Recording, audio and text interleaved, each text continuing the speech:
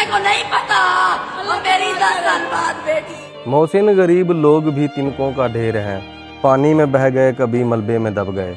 ये अल्फाज आज डीजी खान के उन बच्चों की चीखें हैं जो घर से किताबें लेकर तो इल्म हासिल करने के लिए निकले थे, लेकिन उनको कफन में लपेट कर वापस भेज दिया गया।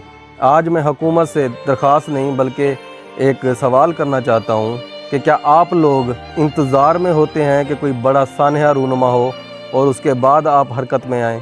आपको याद होगा कि आज से चंद माह पहले ज़िला रहमियार खान में भी औरतें दुकान की छत गिरने से मलबे तले दबकर जाँ बहक हुई थीं, और अब अगर आप देखें तो दोबारा से फिर से वही हाल है।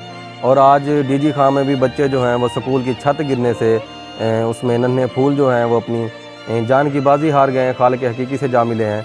अब मैं पूछना ये चाहूँगा कि क्या हमारे बच्चों की जानें इतनी सस्ती हो चुकी हैं? क्या स्कूल सिर्फ इमारतों के नाम है, जहाँ इंसानी जान की कोई कीमत नहीं, जहाँ हिफाजत का कोई इंतज़ाम नहीं?